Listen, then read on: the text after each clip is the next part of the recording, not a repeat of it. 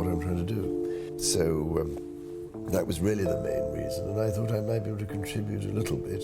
L'histoire s'ouvre non pas sur un champ de bataille ou dans une salle de parlement en proie à des disputes, mais plutôt dans les murs silencieux de Clarence House, où une découverte privée déclencha l'une des tempêtes les plus symboliques de l'histoire royale moderne. Tout commença par une erreur, un domestique déposa un dossier dans la mauvaise pièce, forçant la reine Camilla à pénétrer dans le bureau privé du roi Charles. À première vue, l'espace reflétait la personnalité du roi, un ordre méticuleux, des livres classés par thème et par époque, des cadres parfaitement alignés, une atmosphère de contrôle. Pourtant, cet ordre même révélait quelque chose qui n'aurait jamais dû être révélé. Dans un coin de la pièce se trouvait un tiroir non verrouillé, un détail totalement atypique pour Charles, un homme qui construisait son quotidien sur des routines aiguisées par des décennies de surveillance publique. À l'intérieur de ce tiroir se trouvait une petite boîte doublée de velours rouge. Lorsque Camilla l'ouvrit, le temps lui-même sembla s'arrêter. 2 bagues en or blanc et serties de saphir reposaient côte à côte. L'inscription à l'intérieur, en délicates lettres françaises, disait « Toujours et jamais ». Camilla les reconnut immédiatement. Ce n'étaient pas des bijoux ordinaires. C'étaient les bagues de Charles et Diana cachées depuis des décennies, mais préservées comme si le temps les avait épargnées. À cet instant, Camilla sentit une tempête monter en elle, non pas de jalousie au sens habituel du terme, mais d'humiliation. Elle avait été aux côtés du roi pendant des années en tant que reine officielle, mais là, dans l'ombre de son espace privé, se trouvait la preuve que la présence de Diana persistait tel un fantôme. Cette découverte n'était pas seulement personnelle, elle symbolisait la façon dont le passé refuse de s'effacer même au sein des institutions les plus puissantes. En conservant ces anneaux, Charles emportait avec lui une relique émotionnelle liée à Diana, dont l'image dans la mémoire collective éclipse encore celle de Camilla. Partout dans le monde, Diana demeure une icône de compassion et de tragédie, tandis que Camilla a toujours été confrontée à la suspicion et aux critiques. La révélation de la conservation d'une telle relique à Clarence House fut plus qu'une trahison intime. Elle rappela que dans la monarchie, les symboles ont autant de poids que les actes. Dans les heures qui suivirent, la fureur de Camilla grandit silencieusement. Les couloirs du palais tapis rouge et portraits de monarques séculaires lui suffoquaient. Cette nuit-là, elle ne put dormir, son esprit tournant autour du coffret de velours et de l'inscription qui semblait se moquer de son rôle. Reine de titre, mais pas reine de mémoire, pensa-t-elle. À l'aube, le ciel gris s'abaissa sur Londres, mais à Clarence House, l'atmosphère était encore plus pesante. Au petit déjeuner, le lendemain matin, elle déposa le coffret devant Charles et sans un mot, la confrontation commença. L'importance de ce moment dépasse le drame personnel. À bien des égards, il reflète la façon dont les héritages non résolus peuvent déstabiliser les systèmes politiques modernes. Tout comme les nations sont encore aux prises avec des souvenirs coloniaux ou des divisions idéologiques issues de guerres passées, la famille royale se retrouve tiraillée entre l'image de Diana, figure chérie, et celle de Camilla, figure actuelle de la monarchie. Les observateurs de la politique européenne ont établi des parallèles avec la manière dont les dirigeants tentent de redéfinir l'histoire à travers des récits, des monuments et des symboles suscitant souvent une résistance farouche. La découverte de Camilla et sa détermination à effacer l'objet sont un microcosme de ce combat. À cette époque, la presse britannique se concentrait déjà sur la situation précaire de la monarchie. À l'international, l'attention se portait également sur des conflits symboliques, ailleurs le retrait de statues en Europe, les débats houleux sur les manuels d'histoire en Asie et la réécriture de la mémoire nationale en Europe de l'Est dans le contexte de la guerre en Ukraine. Selon Reuters, la perception publique de l'héritage est devenue un champ de bataille tout aussi important que les conflits armés. Ce que Camilla a trouvé dans ce tiroir alliait la monarchie britannique à ce modèle mondial. Les symboles, qu'il s'agisse d'une bague en saphir ou d'un monument, façonnent le pouvoir autant que les politiques ou les armées. En serrant la boîte, Camilla résolut de ne pas laisser l'ombre de Diana subsister entre les murs du palais. Pourtant, sa réaction était aussi marquée par la peur. Pendant des décennies, elle avait vécu sous le regard constant de la comparaison la presse, invoquant sans cesse le souvenir de Diana à chaque apparition publique de Camilla. Des sondages, rapportés par BBC News, montraient que la sympathie du public pour Camilla n'avait jamais atteint le niveau d'acceptation autrefois espéré par la maison royale. Ainsi, les bagues étaient non plus que de simples vestiges d'un romantisme. Elles témoignaient d'une blessure non cicatrisée dans la relation de la monarchie avec le public. Le décor était donc planté pour la confrontation. Dans le calme de Clarence House, ce qui avait commencé comme un accident causé par un domestique s'était transformé en une chaîne d'événements menaçant de révéler les fractures les plus profondes de la monarchie. La décision de Camilla de quitter le bureau en trombe, la boîte à la main, symbolisait non seulement une rébellion privée, mais aussi le début d'une crise qui allait bientôt éclater aux yeux du monde entier. Dans l'histoire, ce ne sont souvent ni les guerres, ni les lois, mais de petits objets qui façonnent les destins. Les bagues en saphir allaient devenir exactement cela. Ce premier chapitre de la saga démontre la fragilité de l'équilibre entre mémoire et autorité actuelle. Il soulève une question qui perdure non seulement au palais, mais dans toute nation aux prises avec son passé. Peut-on un jour effacer véritablement l'histoire, ou toute tentative de la supprimer ne fait-elle que raviver les fantômes que l'on espère enterrer? La confrontation du petit déjeuner marqua un tournant non seulement entre deux individus, mais au sein même de l'institution. Le roi Charles était assis à sa table habituelle, une théière de thé Earl Grey à sa gauche et son pot de marmelade habituel à côté. Camilla entra dans ce rituel domestique le visage pâle, après une nuit blanche, les mains légèrement tremblantes lorsqu'elle déposa la boîte de velours devant lui. Le silence qui suivit fut étouffant. Il comprit immédiatement ce que contenait la boîte. Elle n'eut pas besoin de s'expliquer. Pourtant ce silence pesait plus lourd que n'importe quelle parole. C'était le silence de 2 décennies de compromis désormais brisés. À cet instant, Camilla vit la confirmation de sa plus profonde crainte. Pendant des années, elle avait été présentée comme la reine actuelle, accomplissant des cérémonies accompagnant Charles lors de ses visites d'État souriantes aux photographes. Mais dans cette boîte reposait la preuve que son cœur avait préservé quelque chose d'autre, quelque chose d'intouchable, épargné par le temps et le récit officiel soigneusement construit par le palais. Diana était partie, mais son souvenir était resté vivant dans ses anneaux. Le symbolisme était indéniable. Si Camilla représentait le devoir, Diana représentait la mémoire. Et la mémoire, contrairement au devoir, ne peut être supprimée. Ce matin-là, la dispute fut contenue, mais brutale. Charles tenta d'expliquer que les anneaux n'étaient pas l'expression d'une passion persistante, mais d'une histoire, un lien avec la mère de ses fils et le rôle qu'elle avait joué dans la formation de la monarchie moderne. Camilla, cependant, n'entendit qu'un refus de lâcher prise. Elle se sentait comme une ombre tolérée mais jamais pleinement acceptée, l'incarnation vivante d'un compromis qui n'avait jamais satisfait le public. Sa voix habituellement mesurée s'éleva d'angoisse, l'accusant de s'accrocher à un fantôme. Pour elle, ce n'était pas un simple objet. C'était une arme qui la maintenait perpétuellement au second plan. Les analystes qui ont ensuite examiné l'incident l'ont souvent comparé à l'équilibre fragile de la politique internationale où des passés non résolus refont surface et déstabilisent le présent. En Allemagne, les débats autour de monuments du XXe siècle suscitent encore des querelles passionnées. En Europe de l'Est, l'invasion de l'Ukraine par la Russie a ravivé des récits de griefs historiques qui remontent à plusieurs générations. De même, en Asie, les tensions liées à la mémoire de la guerre continuent de définir les relations entre les pays encore aujourd'hui. Comme l'a rapporté la Deutsche Welle, l'histoire n'est jamais que de l'histoire. Elle est toujours une force qui façonne le présent. À Clarence House, les bagues en saphir ont joué ce rôle. Elles étaient le passé s'immisçant violemment dans le présent. La confrontation au petit déjeuner a également mis en lumière la vulnérabilité de la monarchie elle-même. Charles avait cherché à projeter la stabilité en mettant l'accent sur les causes environnementales, l'architecture et une vision de continuité. La présence de Camilla était censée symboliser la réconciliation, un signe que la monarchie pouvait dépasser le scandale et s'adapter aux attentes modernes. Pourtant, ici, dans la salle à manger du palais, cette fragile stabilité s'est révélée illusoire. La reine elle-même n'y croyait plus. L'institution censée représenter l'unité au monde était fracturée en son cœur. Les observateurs notent que le symbolisme s'étendait au-delà de la famille royale. Partout en Europe et aux États-Unis, les dirigeants étaient aux prises avec leur propre crise de légitimité. La méfiance du public envers les institutions alimentées par les scandales et les réseaux sociaux rendait de plus en plus difficile le maintien de l'autorité des gouvernements. Le rejet par Camilla des explications de Charles faisait écho au rejet par le public des récits officiels qui semblent déconnectés de la réalité. Selon une analyse du Guardian, le public moderne aspire à l'authenticité et s'oppose aux tentatives d'occulter la vérité. La fureur de Camilla reflétait ce changement culturel plus large. Elle exigeait l'honnêteté même brutale plutôt que des fictions polies. Le personnel du palais, quittant discrètement la pièce tandis que la confrontation se déroulait, comprenait la gravité de ce à quoi il assistait. La table du petit déjeuner était devenue un champ de bataille symbolique. Charles s'accrochait à la mémoire comme à un devoir envers l'histoire, tandis que Camilla insistait pour que l'histoire soit enterrée au profit du présent. Aucun des deux ne pouvait céder. Il en résulta une collision qui menaçait de déborder sur la sphère publique où la presse s'emparerait du moindre murmure de discorde. Après l'affrontement, Camilla s'éloigna la fureur intacte.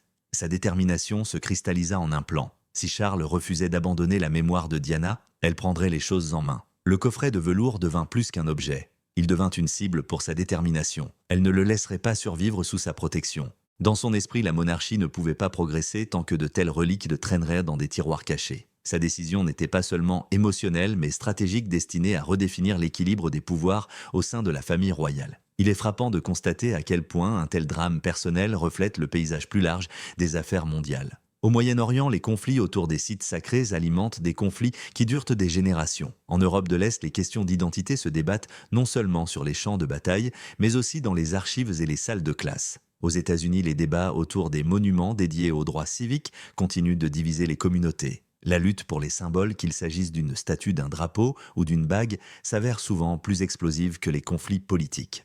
La réaction de Camilla s'inscrit dans ce même schéma humain, le refus de partager l'espace avec les fantômes de l'histoire. À la fin de la journée, Clarence House semblait à nouveau calme. Mais sous ce silence se cachait une fracture impossible à dissimuler. La confrontation du petit déjeuner n'avait rien arrangé. Elle avait simplement révélé la profondeur de la blessure. À partir de ce moment, chaque action de Camilla était motivée par la détermination d'effacer définitivement le souvenir de Diana. La monarchie était entrée dans une nouvelle phase où la mémoire personnelle et l'image publique allaient s'entrechoquer avec une force sans précédent. Une fois la confrontation du petit déjeuner terminée dans le silence, le comportement de Camilla se durcit et prit une tournure bien plus délibérée. Les bagues n'étaient pas de simples jetons cachés dans un tiroir. Elles devinrent pour elle des obstacles à éliminer. En quelques jours, elle élabora un plan pour les récupérer et s'assurer qu'elles ne seraient plus sous le contrôle de Charles. Ce qui suivit ne fut pas un moment de passion, mais une opération calculée menée avec précision et secret, rappelant les stratégies secrètes plus souvent associées aux services de renseignement qu'à la famille royale. Lorsque Charles quitta Clarence House pour une réunion privée avec des experts en conservation d'œuvres d'art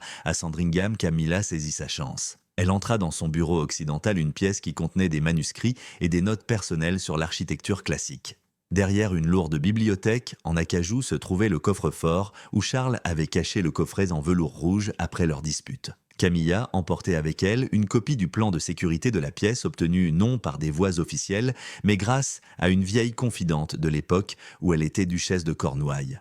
Le plan révélait l'emplacement exact du coffre-fort et la structure de son système de verrouillage. Charles était un homme d'habitude. Pendant des décennies, il avait réutilisé des codes liés aux anniversaires ou aux célébrations nationales. Camilla essaya 3 combinaisons, chacune liée à des dates familières, jusqu'à ce que le coffre-fort s'ouvre avec un clic. À l'intérieur se trouvait l'objet qu'elle cherchait, le coffret en velours rouge contenant les 2 alliances. Elle le sortit calmement, les mains fermes, le regard brûlant d'un sentiment de triomphe. Pour elle, ce n'était pas un vol, mais une reprise de contrôle. Si Charles ne libérait pas la mémoire de Diana, elle l'effacerait elle-même. Sa prochaine destination était Mayfair, le quartier londonien réputé pour ses transactions discrètes d'antiquités et de bijoux. Elle y rencontra Harold Fairchild, un joaillier auquel l'aristocratie accordait sa confiance pour son aisance à mener ses affaires sans poser de questions.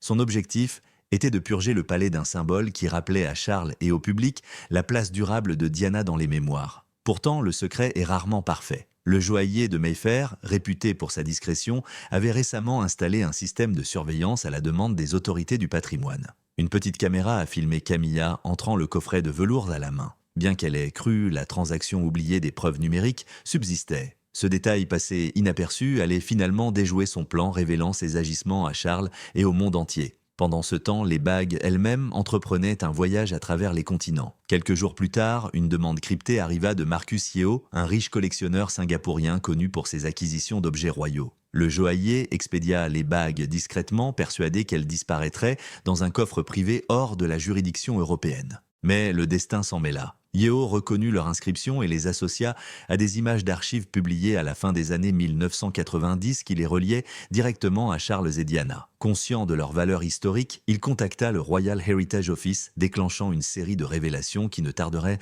pas à se retourner contre Camilla. Cet épisode illustre comment les actes personnels de dissimulation se croisent avec les systèmes mondiaux de responsabilisation. Dans le monde interconnecté d'aujourd'hui même, les objets les plus soigneusement dissimulés peuvent refaire surface grâce aux archives numériques, aux collectionneurs internationaux ou aux journalistes d'investigation. Reuters a souligné dans ses rapports sur le trafic d'art que les objets ayant une signification culturelle ou symbolique deviennent souvent impossibles à supprimer une fois entrés dans la circulation mondiale. Les bagues en saphir s'inscrivent parfaitement dans ce schéma. En les retirant de Clarence House, Camilla espérait effacer leur signification. Au lieu de cela, elle les a propulsés dans une arène où leur signification n'a fait que s'accroître. Le vol et les transactions secrètes marquèrent l'escalade d'une querelle privée en crise publique. Ce qui avait commencé comme une dispute au petit déjeuner se transforma en un enjeu international impliquant collectionneurs, services du patrimoine et presse. Au sein du palais, la confiance s'effondra. Charles croyait avoir caché la relique en toute sécurité, mais découvrit que son proche avait trahi cette confiance de la manière la plus directe possible. Camilla, déterminée à contrôler le récit, avait dépassé les bornes. Rétrospectivement, cette étape de la saga a révélé les dangers d'une tentative de contrôle de la mémoire par la destruction. Plus on tente d'éliminer un symbole, plus il devient puissant une fois découvert.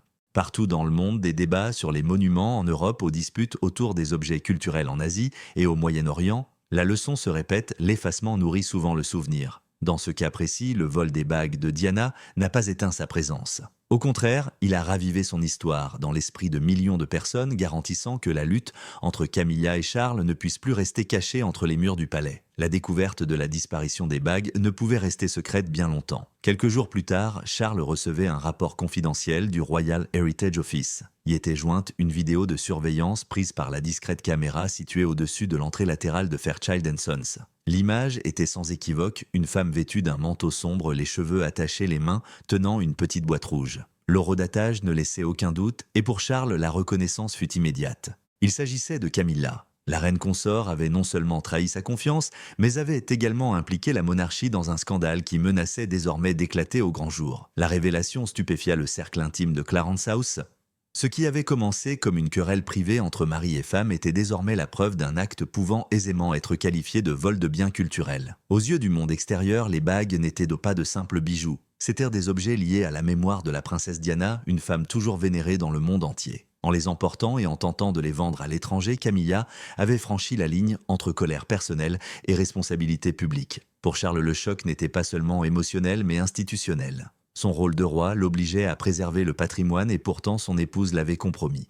Les parallèles politiques se sont devenus évidents. Les analystes ont rapidement établi des comparaisons avec des crises de confiance plus vastes, ébranlant les gouvernements et les institutions en Europe. Selon BBC News, des scandales impliquant des actifs cachés ou des transactions secrètes ont régulièrement miné la confiance du public, allant de l'évasion fiscale des entreprises au financement politique non déclaré. Ici, la monarchie a été confrontée à une version du même problème, la dissimulation de richesses symboliques par une personnalité censée incarner la transparence et l'honneur. La monarchie, longtemps critiquée pour son incohérence, risquait désormais d'être perçue comme incapable de contrôler sa propre maison. Les médias internationaux ont rapidement eu vent de bribes de l'affaire. Des rapports ont évoqué une dispute au sein de Clarence House, tandis que les tabloïds ont spéculé sur la disparition de bijoux liés à Diana. La simple suggestion a suffi à faire la une des journaux. Reuters a noté que les utilisateurs des réseaux sociaux en Europe et en Asie ont commencé à raviver de vieux débats sur l'héritage de Diana, contrastant sa popularité durable avec l'image controversée de Camilla. Les hashtags invoquant le nom de Diana ont explosé tandis que les commentateurs se demandaient comment la monarchie pouvait espérer la loyauté du public alors qu'elle ne pouvait la maintenir en son sein. Les retombées s'amplifièrent à mesure que collectionneurs et journalistes reconstituaient le parcours des bagues. La décision de Marcus Yeo d'avertir le Royal Heritage Office transforma l'affaire passant d'une trahison privée à une controverse publique. Charles n'eut d'autre choix que de reconnaître la situation en interne et de se préparer à un examen externe. Les conseillers du palais comprirent de l'ampleur du défi une fois que la presse aurait obtenu des preuves concrètes, la réputation de la monarchie serait confrontée à son scandale le plus préjudiciable depuis la mort de Diana. À Clarence House, l'atmosphère était tendue. Les domestiques chuchotaient au sujet de l'absence de Camilla aux fonctions officielles. Les conseillers élaboraient des plans d'urgence allant de communiqués de presse soigneusement rédigés à des démentis catégoriques, bien que Charles refusât de mentir. Pour lui, l'affaire avait transcendé la trahison personnelle. C'était devenu une question d'autorité morale. Il ne pouvait s'acquitter de son devoir envers la nation tout en excusant les fautes commises au sein de sa propre famille. Cette conviction reflétait l'approche des dirigeants du monde entier qui, confrontés à des scandales parmi leurs proches alliés, privilégient la censure publique à la tolérance silencieuse. Comme l'ont observé les analystes politiques du Times, les institutions survivent, non pas en protégeant les individus, mais en préservant la confiance. La réaction du public à l'extérieur du palais fut tout aussi vive. Les partisans de Diana, plusieurs décennies après sa disparition, interprétèrent le vol comme la preuve que son souvenir continuait de hanter la monarchie. Les militants exigeaient des éclaircissements tandis que les sondages révélaient une baisse du soutien à Camilla. Les commentateurs de la Deutsche Welle firent remarquer que l'incident révélait la légitimité fragile de son rôle jamais pleinement reconnu par le public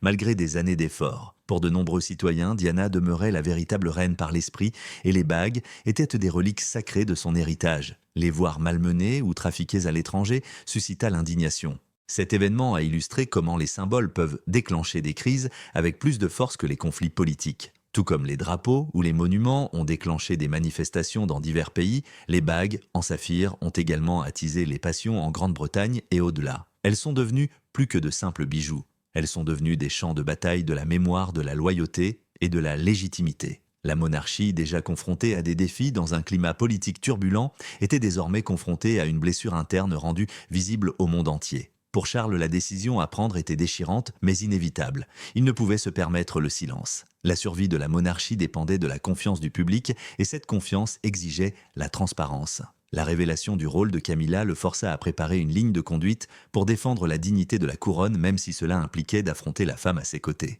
En quelques semaines, le décor était planté pour une confrontation qui ne resterait pas confinée à des salons privés, mais se déroulerait sous les projecteurs des médias internationaux. Le drame était passé des coulisses à la marge de la surveillance mondiale et le palais ne pouvait plus le contenir. Le scandale a atteint son stade le plus dramatique lors des préparatifs de l'exposition intitulée Echo, intemporelle, qui s'est tenue au South Bank Centre de Londres. Cet événement était censé présenter des bijoux symbolisant le patrimoine et la réconciliation. Pourtant, au cœur du catalogue figurait une entrée qui laissa Charles figé, incrédule, une paire de bagues en saphir gravées en français indubitablement les objets mêmes que Camilla avait volés. L'annonce les déclarait membres de la Royal Heritage Collection, offerte par un bienfaiteur anonyme. Pour Charles, il ne s'agissait pas seulement d'une tromperie, mais d'un défi audacieux lancé au grand jour. Les jours précédant l'exposition furent un champ de bataille où les récits se disputaient. Camilla se présenta comme la marraine de l'exposition vêtue d'un tailleur ivoire et portant un bracelet en saphir rappelant le design des bagues. Sa déclaration publique mit l'accent sur la réconciliation, suggérant que les objets porteurs d'histoires d'amour et d'héritage devaient être partagés avec le peuple plutôt que cachés dans des tiroirs privés. Pour les observateurs non avertis, cela semblait noble voire généreux. Mais les journalistes chevronnés de Le Monde, le Times et NHK immédiatement reconnut la manœuvre comme une attaque directe contre Clarence House, transformant un vol scandaleux en un acte magnanime. Charles ne pouvait laisser cette affirmation se confirmer. Il convoqua conseillers responsables du patrimoine et experts juridiques lors d'une rare réunion improvisée. Son ordre était précis, une enquête publique sur les bagues et la suspension de leur exposition jusqu'à ce que leur provenance soit vérifiée. Le Royal Heritage Office publia rapidement un communiqué affirmant qu'il n'existait aucune trace de la donation et que tous les objets symboliques liés à la princesse Diana devaient rester sous la garde des archives officielles. Pour la première fois, les luttes intestines de la monarchie débordèrent directement sur la sphère culturelle. Les médias se sont emparés du spectacle. Selon Reuters, le conflit a fait la une des journaux internationaux, éclipsant même les débats parlementaires et les affaires étrangères. Les commentateurs ont souligné le caractère extraordinaire de la confrontation, un roi régnant et sa reine consort s'affrontant non pas sur des questions de politique ou de diplomatie, mais sur la mémoire de Diana, dont l'influence a perduré des décennies après sa mort. Sur les réseaux sociaux, l'histoire est devenue virale, les hashtags se multipliant d'heure en heure. Des mèmes ont contrasté l'image de Camilla à l'exposition avec des photos d'archives de Diana, soulignant le pouvoir durable des symboles dans la formation de l'opinion publique. L'exposition elle-même se transforma en scène de confrontation. Le soir du vernissage, tandis que des centaines d'invités admiraient les vitrines étincelantes, les avocats royaux arrivèrent, porteurs d'un ordre formel ordonnant l'interruption de la présentation des bagues en saphir. La foule de journalistes explosa les flashs des appareils photos s'allumant, tandis que les agents de sécurité retiraient soigneusement la vitrine contenant les objets. La scène ressemblait à un siège symbolique, un acte public de reconquête de la mémoire. Camilla observait dans l'ombre impassible, les ongles enfoncés dans ses paumes. Des témoins oculaires se souvinrent plus tard de sa posture rigide comme taillée dans la pierre, refusant de céder d'un pouce même en cas de défaite. Ce moment a eu une résonance bien au-delà de Londres. Les analystes ont établi des parallèles avec les conflits culturels à travers le monde. En Europe de l'Est, les œuvres d'art contestées sont devenues des monnaies d'échange en diplomatie. Au Moyen-Orient, les objets pillés pendant les guerres demeurent des points de discorde entre les nations. Actualité de la défense, il a été rapporté que les luttes pour le patrimoine sont souvent aussi acharnées que celles pour le territoire. Dans ce contexte plus large, la monarchie britannique rejouait un drame similaire, une bataille autour des symboles définissant l'identité, le pouvoir et la légitimité. 3 jours plus tard, Charles donnait une conférence de presse sans précédent dans l'histoire royale moderne. Devant plus d'une centaine de journalistes, il s'exprimait sans note.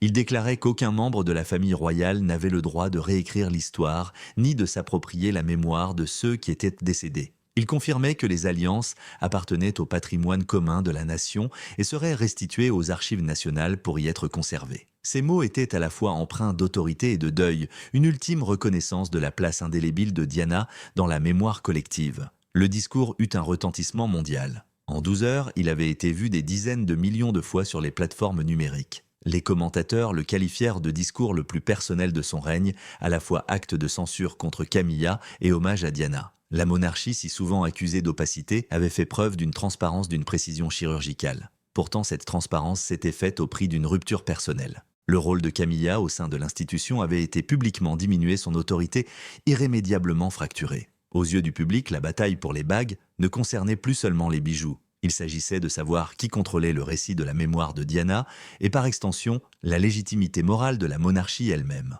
En intervenant à l'exposition et en s'exprimant ouvertement devant la presse, Charles a reconquis cette légitimité. Camilla, cependant, refusait de capituler. Pour elle, le combat ne concernait pas seulement le passé, mais sa survie dans le présent. Ce qui suivit marquerait sa descente définitive du palais vers un exil réticent.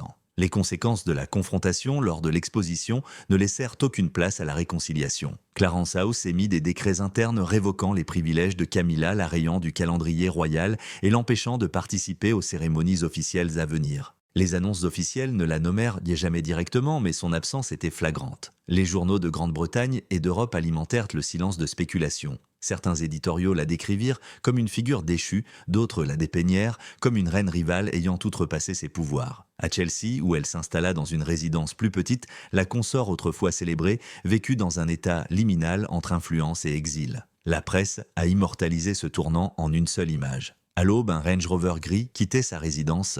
Des journalistes, alertés par des messages anonymes sur des forums politiques, se sont précipités pour immortaliser ce bref aperçu. Par la fenêtre, ils ont photographié ses cheveux argentés, coiffés en épingle, son expression usée et indéchiffrable, ses mains posées sur ses genoux, telle une figure de résignation. En quelques jours, la photographie a fait la une des magazines du monde entier, accompagnée non pas de slogans sensationnalistes, mais d'une simple légende, la dernière femme à quitter le palais. L'image a cristallisé sa chute dans la conscience publique. Dans le domaine des Sussex où elle se retirait, Camilla gardait un silence absolu. Pas d'interview solennelle, pas d'explication officielle, seulement quelques apparitions occasionnelles en arrière-plan de bulletins caritatifs publiés des mois plus tard. Invisible du public, elle remplissait des carnets de réflexion écrites à l'encre violette, la même couleur qu'elle utilisait autrefois pour ses lettres privées à Charles. Ces mots révélaient le poids de ses regrets. Elle avouait que son vol n'était pas motivé par la cupidité, mais par la peur de l'ombre de Diana. Plus elle tentait de l'éclipser, plus elle prenait de l'ampleur, jusqu'à ce qu'elle ronge sa propre position.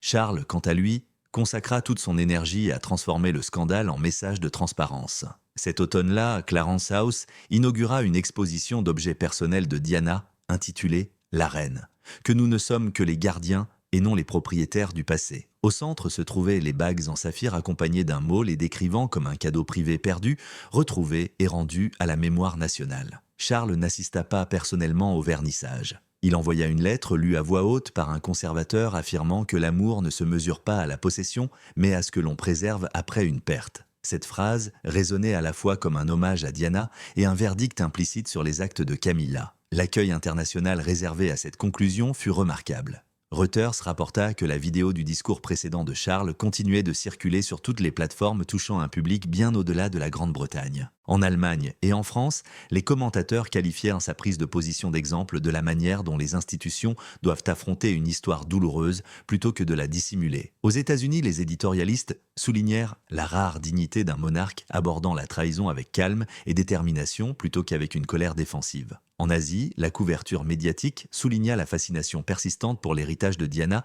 et la façon dont son histoire continua d'influencer la perception de la monarchie britannique des décennies après sa mort. Pour la monarchie elle-même, le scandale est devenu un avertissement quant au pouvoir des symboles. La perte de confiance au sein du palais a illustré la fragilité de l'autorité lorsque la mémoire entre en conflit avec le présent. Les institutions tentent souvent de réécrire les récits, mais cet épisode a démontré que l'effacement est quasiment impossible. Plus Camilla s'efforçait d'effacer la présence de Diana, plus celle-ci se réaffirmait dans l'imaginaire collectif.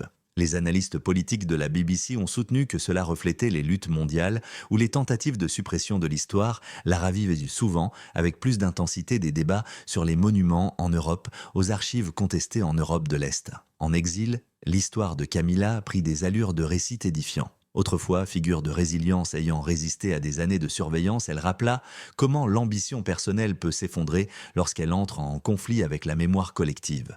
Ces journaux, jamais publiés mais relayés par des rumeurs parmi ses collaborateurs, suggéraient qu'elle avait compris trop tard l'inutilité de tenter d'effacer l'histoire. L'héritage de Diana n'avait pas besoin d'être défendu. Il perdura précisément parce qu'il fut partagé par des millions de personnes au-delà des murs du palais. Les derniers mois de cette année-là virent Charles réaffirmer son autorité, non par la grandeur, mais par l'humilité. En transférant des objets symboliques aux archives nationales, il souligna que la monarchie n'existe pas pour posséder, mais pour protéger. Pour un public las des scandales, ce geste offrait un réconfort. Mais il soulignait aussi le coût personnel, un mariage irrémédiablement brisé, une reine consort réduite au silence et un royaume rappelé, une fois de plus, que sa stabilité repose sur le fragile équilibre entre passé et présent. Cette saga s'est conclue sur un paradoxe. Les anneaux censés symboliser l'unité éternelle étaient devenus des emblèmes de division. Mais en les plaçant aux archives, Charles les a transformés en un bien commun du peuple, non plus un aliment de rivalité. La monarchie a survécu à la tempête non pas en taisant l'histoire, mais en reconnaissant son poids. La question qui se pose aux générations futures est de savoir si ces leçons perdureront ou si de nouvelles figures tenteront à nouveau de remodeler la mémoire au service